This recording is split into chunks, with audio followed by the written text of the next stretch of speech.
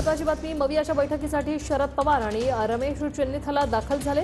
जयंत पाटीलही या बैठकीस्थळी सध्या पोहोचलेले आहेत। महाविकास आघाडीची अतिशय महत्वाची बैठक, जागा वाटपाचा अजूनही फॉर्म्युला ठरलेला समोर आलेला नाही। महाविकास आघाडीच्या या बैठकीसाठी सध्या शरद पवार आणि रमेश चेन्नीथला दाखल झालेले आहेत। निवडणुकीची घोषणा झाल्यानंतर आता या बैठकांचा देखील जोर वाढलेला आहे। जयंत पाटीलही या बैठकीस्थळी पोहोचलेले आहेत।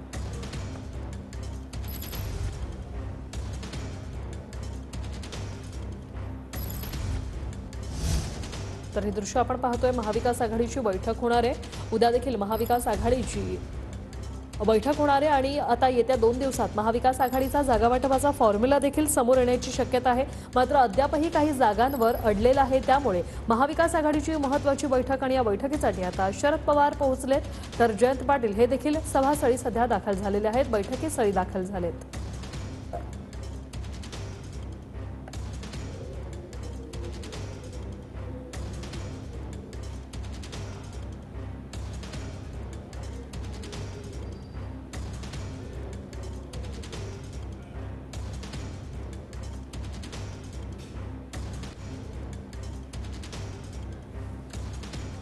कृष्णा सोनारवाडकर आमचे प्रतिनिधी आपल्या सोबत सध्या फोन लाईन वरून जोडलेत। कृष्णा, काय सविस्तर माहिती?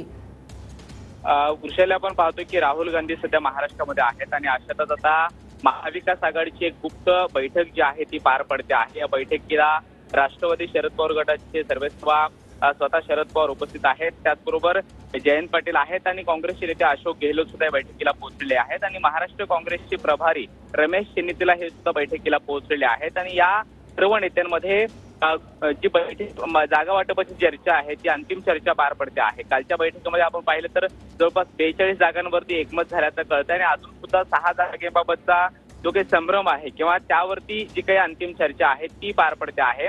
ठाकरे गटाच्या वतीनं अद्याप तरी कोणी पोहोचलेलं नाहीये, मात्र ठाकरे गटाचे नेते सुद्धा या बैठकीला पोहोचू शकतात। मुंबईत ही बैठक पार पडते आहे आणि काही वेळापूर्वीच शरद पवार हे सिल्वर ओकवरून निघालेले आहेत, बैठकीच्या ठिकाणी पोहोचलेले आहेत आणि आता जयंत पाटील, अशोक गेहलोत, त्याचबरोबर रमेश चेन्नीथला हे सुद्धा नेते त्या ठिकाणी पोहोचलेले आहेत आणि बैठक सध्या पार पडते आहे।